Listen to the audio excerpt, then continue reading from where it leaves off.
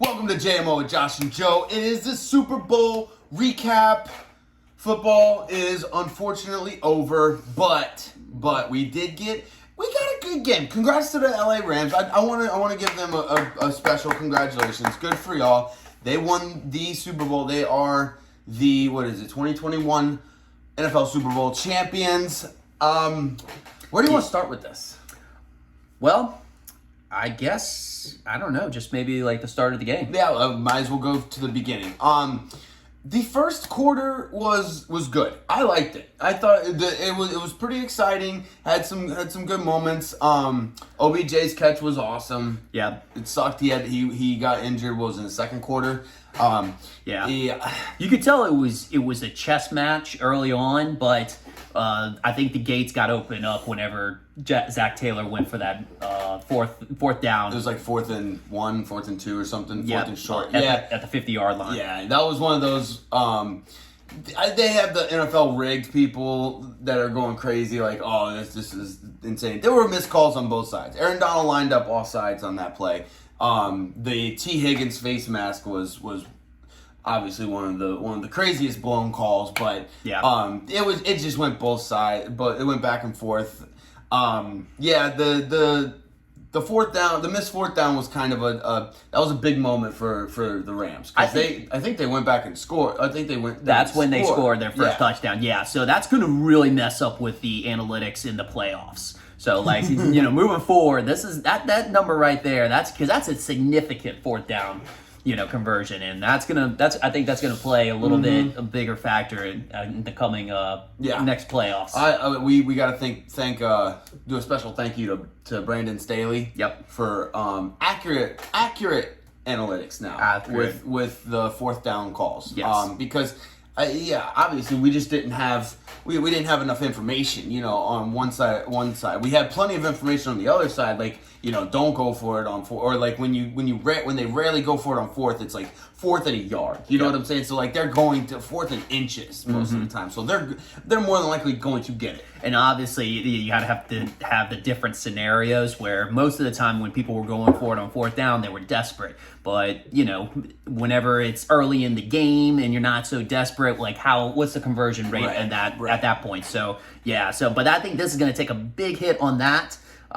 It's gonna mess up. Apparently, P. Ryan ran the wrong route on that play. Yeah, and that's Also, why would you have P. Ryan in and not Mixon? That's Zach Taylor boo boo. I've got a big take on that a little bit later down the road. Okay, all right, we'll get to that. But your stud running back Joe Mixon, he's got to be in on that play. He's just got to be in. Absolutely. We had the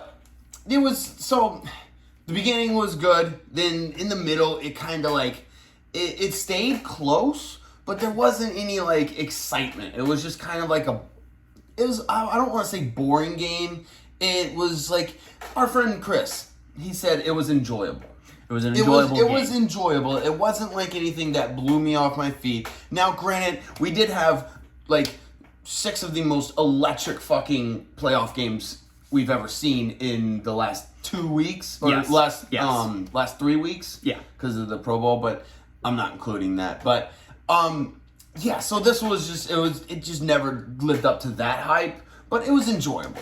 It was enjoyable. Throughout the middle of the game, it was like, all right, cool. This is football. I'm appreciating football. But at the end, the refs decided to enter the chat, and it was just like, come on. It just kind of left a bad taste in my mouth. I feel like we got cheated out of an overtime that we deserved. I think so. I know you bet the overtime. I put the overtime. I had good odds, plus 1,000. Yeah. So I was like, you know what, might as well. I mean, the last couple Super Bowls have gone into overtime. Like I would say at least, what was it? Out of the last 5, I think maybe 2 of them have. So I feel like the odds were in my favor. Bad. I guess going back to that call, I would have to say, it was kind of disappointing, and that's kind of based off the way the game was being played.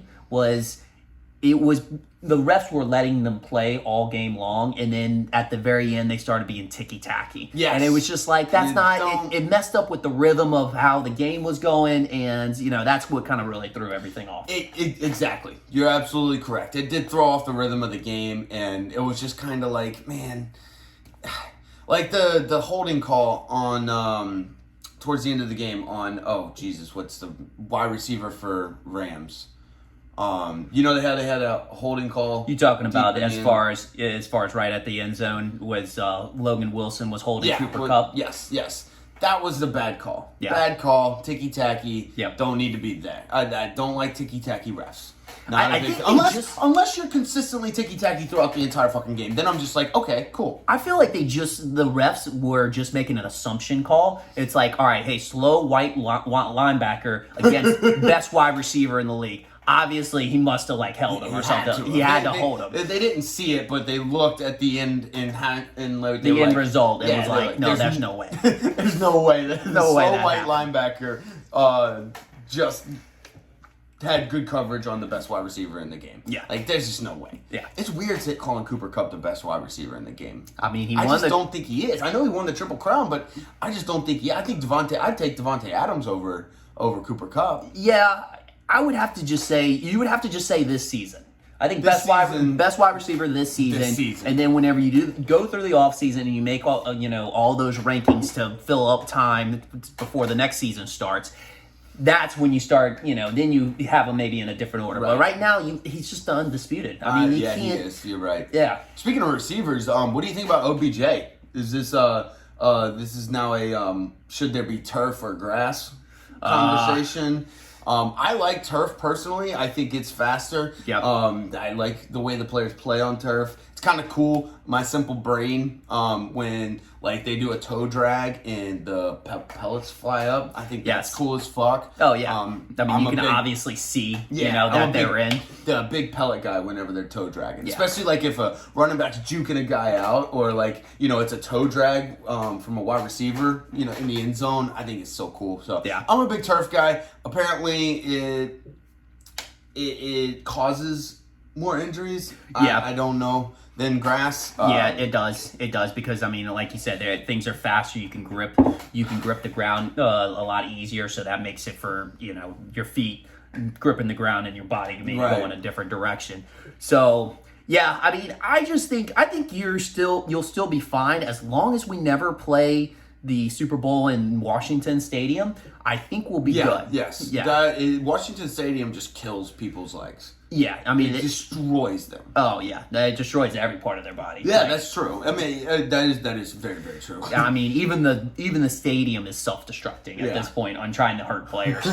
So, we had some good moments. All right, I want to talk about some good moments from the LA Rams. We're happy for our boys Andrew Whitworth and OBJ. Yeah, absolutely. Our LSU boys. Being diehard LSU fans. Yep. Our LSU boys got Big OBJ. wit. Yeah, OBJ was bawling his eyes out. Okay, I have a take on OBJ. I actually do think he loves the sport of football. And I think the media has portrayed him as an egotistical, I want all the attention on me type of person. I think he actually truly, truly loves the game of football so much, and he puts all of his focus, all of his blood, sweat, and tears into it. And then when he doesn't get the same in return, like in the Cleveland Browns situation, he ends up getting very, very annoyed, which I understand. I would be annoyed too if I gave 100% of my life to a sport and an organization, and then to have them half-ass it back to me, yes, I would get pissed off too. So I'm Team OBJ. Let's go. I think that's my take on OBJ. I think he loves the game of football more than life itself. Wow, that's quite a take. Yeah, I really was kind of thinking you were just gonna midway through and just be bust out laughing and be sarcastic the entire time. No, I'm riding this train. Yeah. So no, you were actually all for it. Yeah. I might have to have a little bit of a different take on it. I think he does like the publicity, and I think that just probably comes from the New York life, with all the shining lights and stuff like that. He kind of inherited big city lights. Big city lights, want to be in front of the screen and stuff. I mean, I don't doubt that he doesn't love football. Like, I mean, when you get to that level, you have to love football in some sort of fashion. I don't know. I got a hit or miss with him. I mean, I think he can be a head case. You know, when highs are highs, and lows are lows. I think the source of his head cases is because of his passion for the game. I think that's where it stems from. But yeah, I don't know. This is my take. Yeah, I guess agree to disagree on that. But it's a good take. It's a hot take. I like it. Congratulations to the other LSU player, Big Wit, for winning the Walter Payton or Walton Man of the Year. Man of the Year. Yep. Walter Payton Man of the Year award. Andrew Whitworth, good for him. Dude, he like immediately retired. He's like, dude, fuck this shit, man. I've been here since fucking 2003. I'm out. Jesus Christ. How crazy was it for like the team he's played the longest with that he was like, all right, I want to go win something. So he goes and leaves and goes to the Rams, and then finally gets himself to a Super Bowl. Or another Super Bowl, and it's like his first Super Bowl victory is against that former team, the Cincinnati Bengals. Right. That, like, he was waiting forever for them to go. That's funny. I mean, good for the Bengals. You can't say anything bad. Like, I mean, they were not expected to be there. Like, they defied all odds. And the best part is, as long as they fucking get an offensive line around Joe Burrow and don't have him sacked 70 fucking times a year, then they're going to keep doing this for the next 10 years at least. Yep. It's going to be fucking amazing. I'm happy for Stafford. Yep, you got to be happy for Stafford. Yeah. Like, that is the definition of do the time and you'll end up victorious. But yeah, he did. Oh, Jesus. His stint in Detroit, it was incredible, but also at the same time just miserable to see just so much talent go to waste. But he has a Super Bowl ring. He has a Super Bowl ring, and Detroit Lions fans are claiming this Super Bowl as well because their old QB won the Super Bowl. I don't know. I don't know if you saw that take, but a lot of fans are from Detroit are claiming this Super Bowl. Oh yeah. Because their team won it. Gotcha. There's a new banner coming out. Our old QB won a Super Bowl. I'm sure there would be plenty of LSU fans who did the same thing. Oh yeah, if Burrow won. Oh yeah, absolutely. Let's see, what else did we have at the? Taylor Rapp got engaged. Taylor Rapp he asked his girlfriend to marry him right after the game. Congratulations. Nice. She said yes. Okay. By the way. Yeah, I mean, I feel like in that big of a moment. Like, you can't. That's a business decision there at that point. Oh yeah. If you say no to a Super Bowl champion, like literally minutes after you won the Super Bowl, then you are setting yourself up for failure. Absolutely. Like you have to say yes in that moment, and then you discuss details later on. Yeah. Well, I mean, that's a good strategy though, because I mean, you got to be thinking that like emotions are at an all-time high. You know, like there's few moments in life that you just can't say no. You know, because of the implications. So, like, you know, like you can't say no at the Super Bowl. At the Super Bowl, she'll never say no. Like, it's just, you're absolutely right. And I feel like even on the more romantic side of things, like if they were in Paris, you know, at the Eiffel Tower, on top of the Eiffel Tower, I feel like that's a place you just can't say no. Even if you don't want to marry the person, you just can't say no. You just go along and like break up with them later on, call off the marriage. Right. Yeah. The implication something could go wrong. If something could go wrong, yeah, that'd be in like in a high building, and being in exactly, that's true. And I think with the Super Bowl, you got all these fans looking at you, and then like they will literally crucify you on social media. Yeah, absolutely. The implication of them. The implication. So it's the implication. Van Jefferson missed the entire post game celebration because he went to the hospital. Yes, because of his firstborn kid. Yes. And which we were thinking OBJ was going to be the one. Yes. That would be leaving, but no, it's Van Jefferson. Right. Yeah, he came in, stole the show. I did not know that. Was the baby born during the Super Bowl? I'd have to imagine it was born during the Super Bowl. During the Super Bowl. That's insane. Yeah. That is insane. Football guy, though, he stayed till the end of the game. Stay till the end of the game. He Bro, actually had to. I mean, shows- with OBJ out, I mean, Yeah. they had Oh, to call dude. on to him. Dude, it was insane. Whenever the OBJ went out, you could see like the flow of the Rams' offense was just like it kind of took a halt. Like, Very shaken. Because they were heavily reliant on OBJ because they were using Cooper Kupp as a distraction. OBJ was running free. Plus, Eli Apple couldn't guard anyone. No, he couldn't card anybody, but he could sure talk to everybody. He could sure Man, talk. the internet just roasted him. I'm talking like put him in a virtual body bag. Yeah. Like it was wild, man.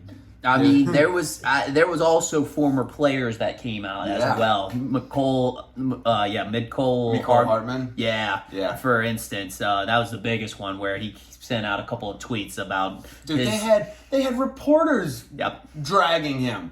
Like they were like, "Oh yeah, it was great. I got to cover my provide coverage for my first Super Bowl." Unlike Eli Apple, it was like, "Oh no, don't do it to him." But yeah, you got. Let's see what else we got on this. Oh, you know what I liken this to? Like again, congratulations Rams, but I liken this to like Space Jam. So like with Space Jam, you had the Monstars, Okay. which is just like insanely. You've seen the movie, the giant monsters that Yep. are impossible to beat because you had a toon squad of like tiny little 2-foot, Yep. cartoon animals. Yeah. That's how I kind of liken the Rams to the Cincinnati Bengals. The Cincinnati Bengals was the toon squad, the LA Rams was the Monstars. Because, I mean, think about it. There's just star power all over that All fucking over team. the place. So you're basically saying Joe Burrow is Michael Jordan. Yeah. Well, not quite just yet. He's forming into Michael Jordan. But yeah, so I think that's a big reason why most of America was rooting for Cincinnati. Underdog story. I mean, America is the ultimate underdog story. So it's just Absolutely. ingrained in our brains to be the underdog. That's true. That's Yeah, true. yeah. That is like our origin. Yeah, exactly. We defeated the tea sipping British. Yep. Okay. Do you have anything else on this one? Cooper Kupp just makes it look so easy. Dude, how in the world does he get so fucking open all the He time? just gets so open. He gets so open and he catches everything and everybody's like, "Hey, this is number one fucking receiver in the NFL. Let's fucking guard him." No, he finds a way. They had that play action rollout whenever for his first touchdown. I remember in the middle of the play, I literally see in the corner of the screen Cooper Kupp running off. I'm like, Cooper Kupp, right before the pass is even thrown, and just knew it was a touchdown. Yeah. He just makes it look so easy. I mean, congratulations on him being MVP. Yeah. For the game. Yeah. Congratulations to Cooper Kupp. I actually placed a bet for Aaron Donald to be MVP because I think a lot of people did. Yeah, well, I mean the odds were pretty good. It was also plus 1,000. Yeah. As well. I think if he would have had like one more sack and a couple more tackles for loss, because he had that sack, the last sack. The last sack was the defining moment Right. of the game. Yeah. So if he would have had one more sack and maybe like like I said, a couple more sacks, tackles for loss, and maybe an interception or something. Or batted down pass or something like that. Something Something to beef up the stats. Because like in the first half, he almost wasn't. He was non-existent. Well, Cincinnati actually had a very good game plan against that. Right. And I And- think they kind of went away from that.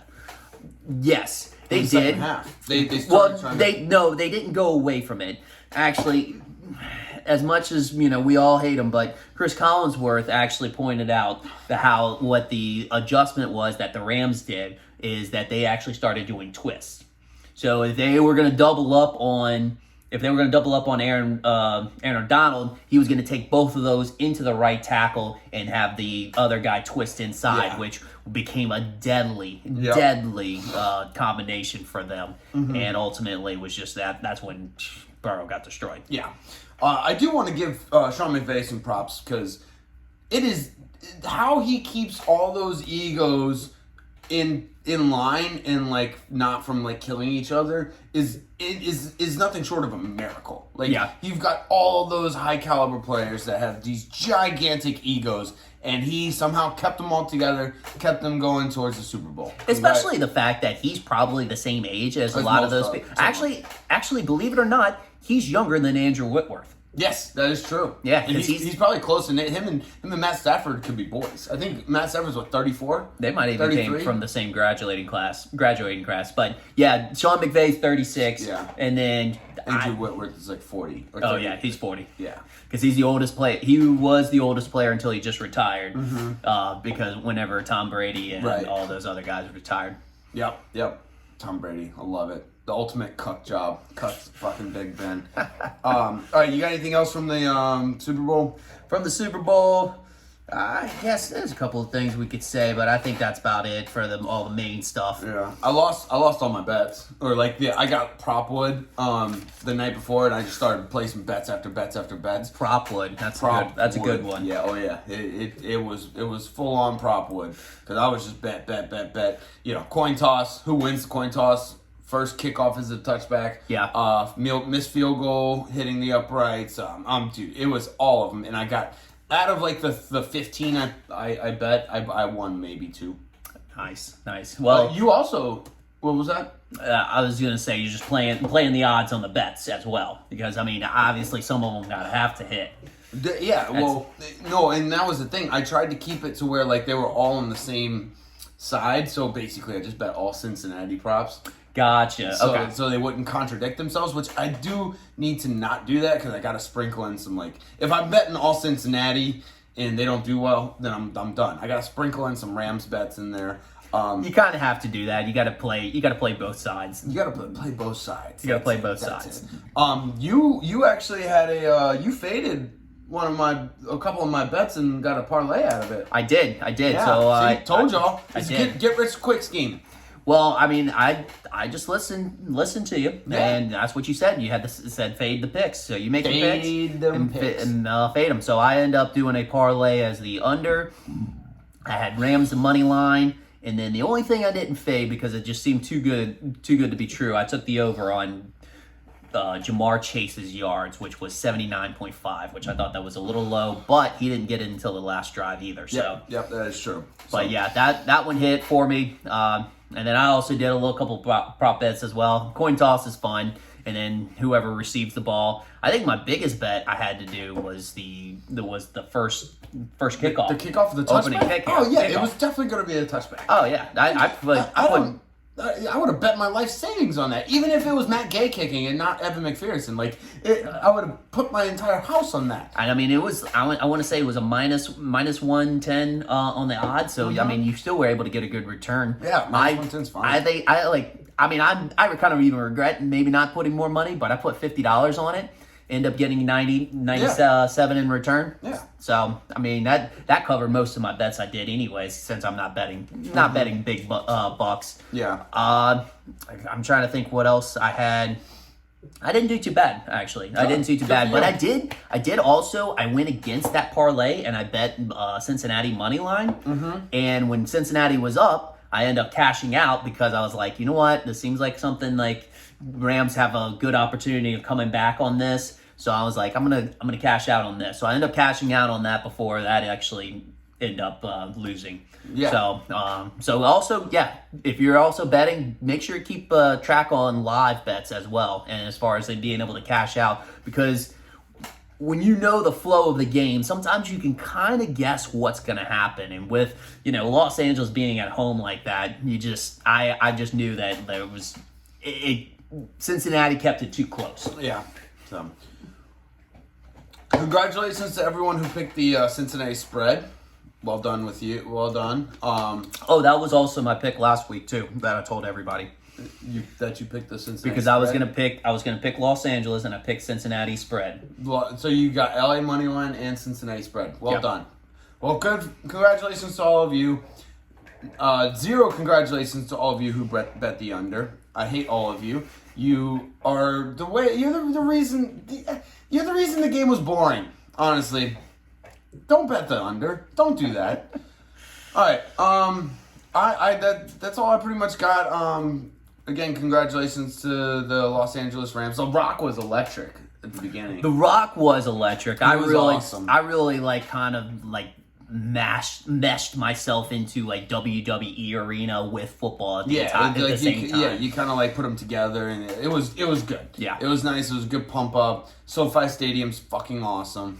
It was It's- 80 degrees, which I mean, some football players don't like.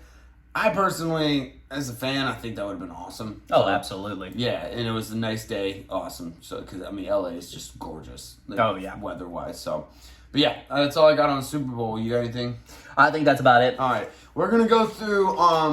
Next, we're gonna talk a little bit about the commercials. Oh, yep. Then we'll do our takes on the halftime show, and we have a tiny little bit of NBA. The commercials, all in all, I didn't think were that bad. You had some pretty freaking funny ones. I'm Yeah. not gonna lie. You had Some funny ones. You had some ones that were just like, yeah. And you had some that were okay. You know what I'm saying? Yeah. I think the real thing to take away from this is that it was very star-studded. Oh, very, yeah. very star-studded. LA was gonna go all out. Yes, yeah, that is true. It definitely went with the LA theme as far as there was big name actors just about every single commercial. Right. Whereas most of the time you don't really see big name actors in There wasn't the a commercials. lot. Yeah. So like that was crazy, the amount of the lineup that they had. I mean, honestly, you can identify each commercial that way. I guess the big stat was that the cost. The NBC released all the numbers as far as how much the commercials cost. It was $7 million. I love that. Yeah, I love seeing that. I love too. seeing how much the fucking Super Bowl commercials are. Yeah. So $7 million for 30 seconds and $13 million for a minute. So reminding you, buy bulk, you'll save $1 million. Buy in bulk, you'll save. Dude, that's fucking insane. I remember when they were like, it was like $500,000 for 30 seconds and $1 million for a minute. Oh yeah, that was crazy. That's wild. That's just for $13 million for 60 seconds. That's how powerful the Super Bowl is. Yeah. But now you will, after watching all of those commercials, you know, they put a lot of effort into those commercials, those companies, and now you will see those for the next 6 months. Yeah. Oh, you those have same no, commercials. You have no choice. Nope. And half of them I'm okay with. Of course, the LeBron James crypto.com commercial. Yeah. He's talking to his younger self. That it was kind of funny. I was like, because it was annoying. Like on Instagram, he would be talking to his past self, like, "Oh, if myself could see this when he got the points or he beat Michael Jordan in total points or something like that." Yeah. He wrote a Instagram post to his past self. Like it was just annoying, and now it's kind of funny now, and I don't know. Of course, LeBron's gonna make anything that he does about LeBron. Yeah, absolutely. I mean, that was probably the most fitting LeBron James commercial there could be. True, exactly. But I mean, it actually kind of did make a good point. Crypto commercials like crypto.com and all that are making good points as far as very marketable to what people are thinking right now, because they know people are hesitant about getting into crypto, and they're trying to, like, with the Matt Damon, the fortune favors the bold, and the LeBron James going back to himself and maybe correcting his decisions on what he should do. Right.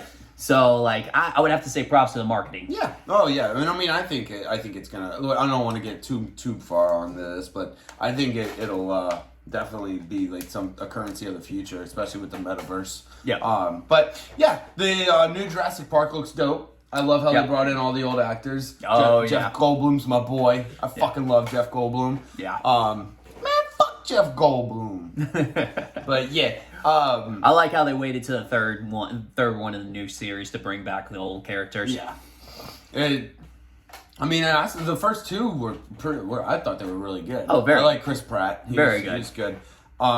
You have your you have a rankings for the commercials. Yeah. Let's go. So let's go I through spent them. some time. I reviewed all of them over again, and decided to put like a rankings to it. So I do have an honorable mention because I did have 11 of them. So I decided to go with an honorable mention, and I went with the T-Mobile musical Scrubs. Oh, the Scrubs. Yes. Yeah, the Scrubs commercial was and funny. the thing is like I feel like I was kind of I'm kind of a little bit out on that one as far as being able to really include it in my rankings, because I haven't seen all of Scrubs. Oh, you boy. know, It's a good one. It's a good one. If you got spare time Yeah. and you're looking for something, I highly suggest binging it. but I remember watching it right. We were watching it right alongside each other, and I saw your reaction, so I could tell it was like a kind of a nostalgic throwback Yeah, it little was- feeling that. it was so I cool. knew it was pretty good. Yeah, it was. So that's why I put that in my honorable mention, even though I couldn't fully appreciate it.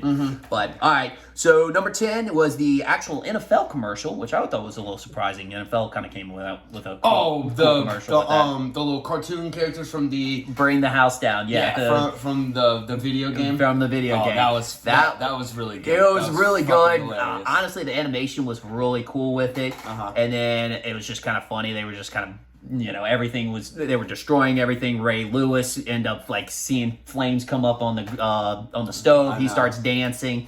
I think the best part probably had to be the end when Justin Jefferson, Yeah, doing Jets, the gritty? doing Yeah. the gritty. Oh, yeah. So that was fantastic. My number 9 was GM's Dr. Evil. Which one was that one? That was the Austin Powers. Oh, okay, yeah. Bring that was- back, yeah. Yeah, that was pretty funny. It was good to see them kind of come back. It was a classic, I Yeah. think. So that was cool. Where he basically was being told was to save the world before he takes over the world. Yeah, So right. That was a good message. the next one I got, number 8, Planters Mixed Nuts with Oh, Joel McHale yeah. and Ken Jeong. Kim Jong. Yes, that was funny. that was really funny, and especially I like those two because I've watched them from Community. They're hilarious, great pair. I think they even have a podcast together. But actually, I know they do. What was the question the thing that Joel McHale said at the end was after they had that decision of like how do you eat those nuts, how to eat the nuts. He's like, man, I didn't know or people would get so worked up and divided by a single issue like that. And it was just, it really sums up like the kind of the atmosphere everything's going with right now. So it was hilarious. Yeah, that was funny. When he was holding a cashew in his hand, the guy, he's like, "Yeah, it looks like a banana in your hand." So I thought that was fucking hilarious. So, all right, number 7, Michelob Ultra Bowling Alley. Yeah, I honestly would have put this one higher.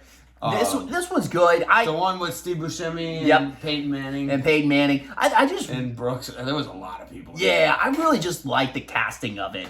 Where they had what was Brooks Koepka was playing pool. He seemed like he was like the cool the pool player, just with a backwards hat and just chill. And then basically like I said, the whole casting overall, Peyton Manning really looks like he could be a professional bowler. He looks like he could be in the PBA. Yes. Absolutely. And then lastly, like was it Steve Buscemi? Looks like he actually works at a bowling alley. Yeah. I mean, he looks like the creepy guy at the bowling alley. Like, Yeah. just like looking at all the little kids, like serving them or providing them with shoes and shit. Yeah. Like it was spot on. It was awesome. Oh yeah. So Peyton really did look, and he was awesome. He was so looked good. exactly like He's him. so good. I did like Jimmy Butler too, although he just seemed a little too athletic to be there. He's like, you're way too athletic to be on in the bowling alley, bud. But I love him. He's got great character and personality. All right, going to number 6, I had the Peyton and Eli Lay's commercial. Oh, yeah. That was a good one. They had a lot of good. I think actually in our region we didn't see the full version. No. But we did. I ended up looking at the full version, which was actually really funny. Where was it? Jerome Bettis, Bettis, the bus comes in and they all take off on a trip, and basically Peyton tells Eli to stay in the room, so Jerome Bettis takes the bus and change the room and brings it out. It was good. And then what was it? Terry Bradshaw at the end gets like he wants to come, but he has to sit on top of the roof. He's like, it was good. Victor Cruz, like, you know what we need with these chips, and he's like, don't say it. Some salsa. Oh, it was great. Yeah, so that was a good one. I like this one really because it just was spot on with connecting to what customers do. But the McDonald's commercial was, I thought it was a fantastic. Dude, did you see what Kanye rolled up on? Yes. Yes. And then Kanye, throwing his thing in there because, he wasn't even, all he came in was for an excerpt. Yeah. So it was just one time where we're just like, everybody's like, wait, is that Kanye? You know? But the whole aspect of because everyone does that. Everybody does it. I think I do that every single time I go to the McDonald's drive. I think I do that every time I talk to somebody at McDonald's, even when I know what I'm ordering. You what know I'm ordering. exactly what you're ordering, Yes. but you gotta give a You got to give the So great job by the marketing department for McDonald's. That really kind of like struck with everybody, I feel like. Number 4, I think this one's probably the most well known, the Seth Rogen, Paul Rudd Lay's commercial. That was pretty good. So another Lay's commercial came in. Yep. That was really good, where they were just reminiscing about old times, and then he, I guess, marries a horror lady. Mm-hmm. Yeah, that was weird. That was weird, but it was funny. Yeah. I mean, let's put it this way: leave it to Seth Rogen and Paul Rudd to make something something funny. Just being themselves. Number 3, I had the Colin Jost and Scarlett Johansson Alexis commercial. I thought that was Alexis reading your mind. Yes, yes. I thought that was hilarious. Just like the different scenarios, it was very relatable for couples. Well, and people are like, "Oh, these machines are going to take over. They're going to start reading our minds." Like, so like they played into it. It was funny. Yes, definitely played into Yeah. it. But yeah, it was good. Number 2, was a Caesar Sports book app. With the Mannings. The Manning's dinner. That was funny. That was really very funny. I don't know if that was specific to our region, but yeah, that was awesome. Yeah. That was so great. if you didn't get to see that one, I definitely would say go check that one out. The part where he's like, one of you legendary Manning quarterbacks pass me the, what was it, or something, the dip, and Cooper tries to grab it, and he's like, no, I said legendary. And then he goes, thank you, Eli. Yeah, thank you, Eli. That was good. And then my number 1 had to be, this one just was really funny. I'm a big Jim Carrey fan back in the day. Verizon. The cable guy. The cable guy where he brought back awesome. the cable guy. I think he just played perfect for what they were advertising. Yeah. It was spot on. And then, Jim Carrey was just spot on. The cable guy all over again. Well, yeah, and he's Jim Carrey. He did it. He did perfect. Yes. So I think that was my favorite one. But that's my top 10. You missed a couple. Flavor Town with Guy Fieri was fucking awesome. I Bud Light thought about that seltzer, one, but Guy yeah. Fieri Flavor Town was awesome. Dolly Parton was kind of funny when she was like, I need to get something off my chest. Her tits were fucking sticking out, and she's like, oh, here's the phone. Yeah. Her and Miley Cyrus, those were good. The Snoop Dogg Martha Stewart lighter one. Did you see that one? Like it was so many like smoke weed references. Like, can you pass me the bowl? And Martha Stewart's like, bowl of strawberries. It's like, yeah, that's exactly what fucking Snoop Dogg meant. Yeah. A bowl of fucking strawberries. Also, E-Trade bringing back the baby. Oh, I did forget about that one. E-Trade bringing back the baby was really good. That was good. I'm very excited to see where they go with that one. Oh, they have to. It's... Yeah. So, okay, another thing. You remember the Mila Kunis, Demi Moore one? Yes. How awkward was that? Were they trying to be awkward? Oh, they were definitely trying to be awkward. Cause, the whole Ashton Kutcher thing, that had to have been fucking weird, right? Well, it was weird. It was weird for me to watch. Apparently, there's a backstory behind that. They actually graduated from the same high school. Interesting. Yes. Oh, so cool. that's what they were doing a play on. Oh, gotcha. Okay. Well, yeah, I just knew they both banged Ashton Kutcher, so it's just like, awkward. Yeah, definitely awkward. But... And the last one I had, Larry King one, was funny. That was pretty good. Yeah. Wait, Larry King or Larry David? Larry David, sorry. Larry King is old as balls. Yeah, Larry David. David that was good. It was a pretty clever one. Yeah. But yeah, those are the commercials that we liked. Like I said, there was some ones that were meh, but I think overall, I liked the commercials. I thought it was good. Yeah. They were entertaining. I mean, they were good. I don't think there was any all-time greats like we've seen in the past, but I think they were entertaining. Yeah. Okay, let's get to the halftime show because this is like a big one. The memes that came out of this halftime show I thought were fucking hilarious. Yeah. It was like, the one thing that the boomers and the zoomers can agree on. 50 Cent, Spider-Man memes. Yep. The 50. They basically all just centered around 50 Cent. It was a lot about 50 Cent. You know what what I thought of? I was like, you know what? He did that for us. You remember how Mac and Always Sunny in Philadelphia got fat just for content? Just 50 for Cent content. got fat just so that we can make fun of him and have fun at his expense. He Yeah. did that for us. And he, showed up at the halftime Super Bowl. Like, I'm sure, like, that was probably, like, a late addition. Like, they were trying to get 50, and he was like, no, I'm out of the game. I'm out of it. Like, he knew exactly what was going to happen, but he was like, you know what? I'll do it for the people. Yeah, do it for the people.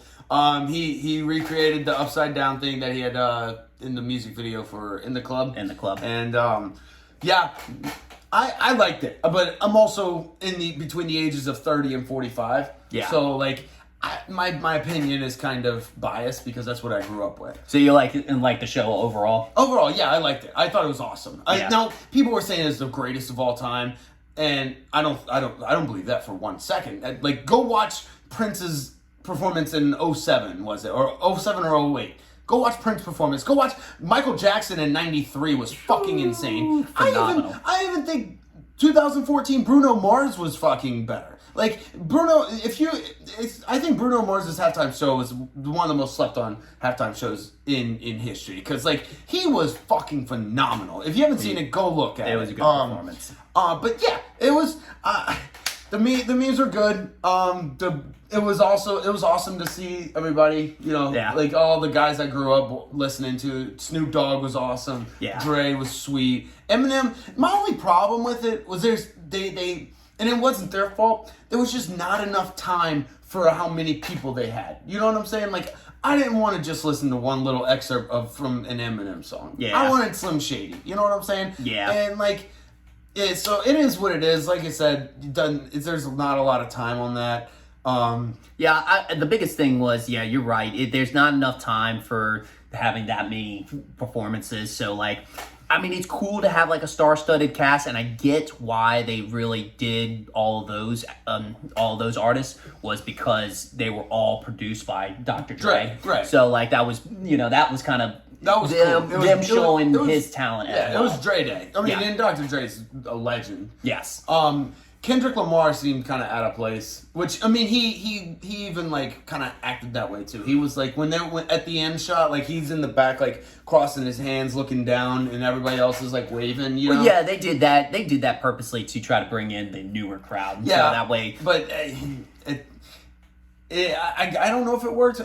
The way it looks, it's like if you were below 18, or I'm sorry, if you were like 25 and younger, or if you were like 50 and older, you didn't like it. You weren't gonna like it. Yeah. I just think that's fucking hilarious. But yeah, it was awesome. Best of all time, probably not. Good for the sober people. Mary J. Blige is sober for quite a number of years. Eminem's been sober for like 11 years. Good for Yep. them. I mean, this is gonna be a bad take, but I'm just gonna say it. I like Eminem on drugs. It's bad, I know, but I liked Eminem when he was on drugs. Yeah, I mean, but you could say that for a lot of people too. I know. So, Like The Weeknd. Yeah. When The Weeknd is in a relationship, he's the worst. When he's broken up on drugs, man, is he fire. it's just straight He's fire. straight fire. Yeah. It was like I guess I'm reading the notes that I have on it. Yeah, it was good. Not like greatest, but I actually did like the Kendrick Lamar section. Oh, I did thought too, it was yeah. good. Like, you're right, it was out of place. It wasn't like kind of like the same timeline and everything that everything else was being played at.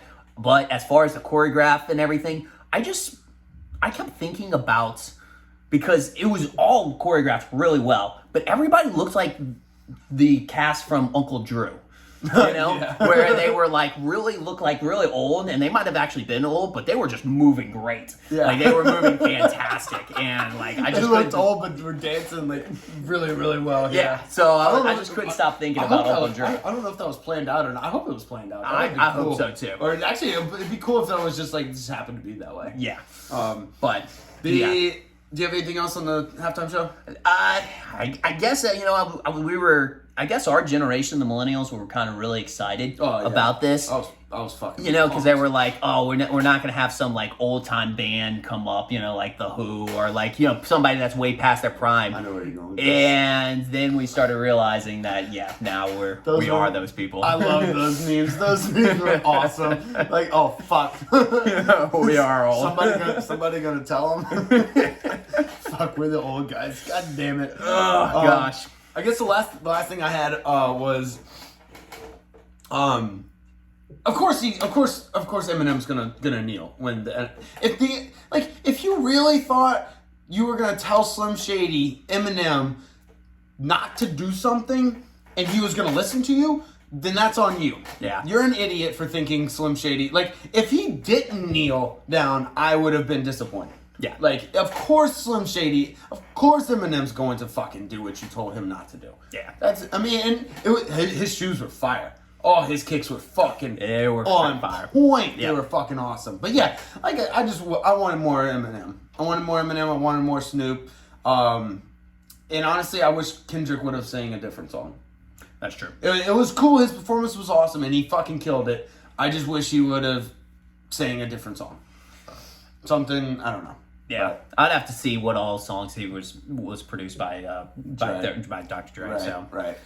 Okay. All right. Let's do a little bit NBA and then wrap it up. Last week I said something very, very stupid, and that was that I was figuring out how to bet on the NBA, and that was so wrong. That was so wrong. I am horrible at betting the NBA. I can't figure this shit out. I don't know tough. what it is. It's I don't you put it like the Oklahoma City Thunder versus like the fucking Memphis Grizzlies, and you got Oklahoma City is like plus 14.5. Yes, I'm gonna take plus 14.5. That's so many fucking points, and then they get stomped by 30. I'm like, oh, I'm a fucking idiot. I feel like it's got to be, you got to kind of watch maybe what tier type of teams they are. So there's going to be the upper tier teams, there's going to be the middle tier teams, and there's going to be the lower tier teams. The lower tier teams and the upper tier teams are going to be kind of small, but that middle tier is going to be kind of like, it's going to be a good bit of people. Mm-hmm. And I feel like OKC kind of fits that lower tier where they can totally get themselves stomped. Whereas the middle tier, it depends on how they're playing. Gotcha. That makes sense. All right. Hey, next week we can make up. We'll make tiers for the NBA next week. Okay. Write that down. So let's see.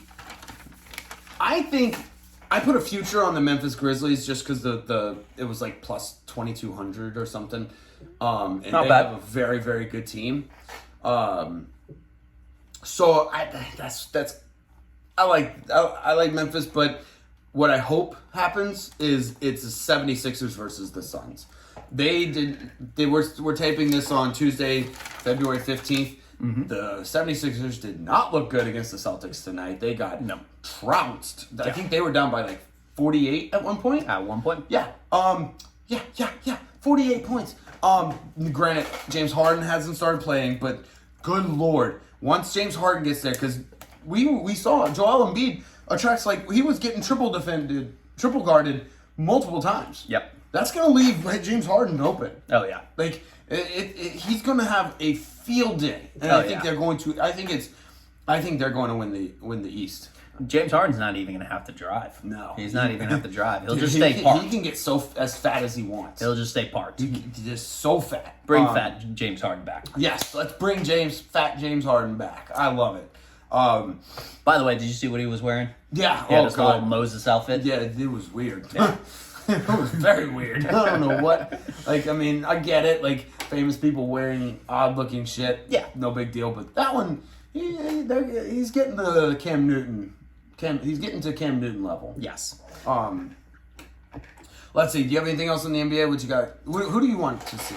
Well, I was gonna say some betting trends that I've actually kind of been basing off that's actually worked for me, and stuff that hasn't worked. So first off, for things that have worked is the boost player boost, where they have multiple players that, like, couple players that have over 19.5 points. Yep. Depends on the player, obviously. You got to take a look at it. But I've had quite a bit of success for, players just going over those points. Now, what I haven't had success with is players going over 2.5 3-points made. Yeah, 3-pointers made? 3-pointers made. That is sneaky hard. That is very hard. I mean, because you would think you were like, all right, these players shoot about 35, 36, 38, maybe even 40% on the 3-point line. But that's because they either go higher than that or they go lower than that. Yeah. And what I've been noticing is if you put a couple of players, 2 or 3 players together, that's really tough for all of them. It's to hard. hit. It's hard to string those players. It's hard to string those together. Yeah. So, and then actually, I have been looking for the double-digit spreads, but just look for the ones that have kind of middle-tier teams that are getting double digits. Like maybe they've just been going on a losing streak, so it's like, all right, they look like they're going to be losing. But if there's quite a few teams, we'll explain it next week as far as the different tiers. I think that'll be a fun take to do. Yeah, I can't wait to do the tiers. But and then you just gotta have to see that, and also those middle tier teams, you gotta kind of watch to see like if they're on a losing streak, like. Some of them, like if they're not that bad of a team or they've had an injured player, look for a bounce back game. Yeah. Always look for a bounce back game as well. Oh, also one thing I wanted to say, home court advantage is not like I thought it was. It's not like the NFL. The home court advantage it's there, but it's not as impactful. Yeah. I realized that. Yeah. So, you got anything else? The Celtics.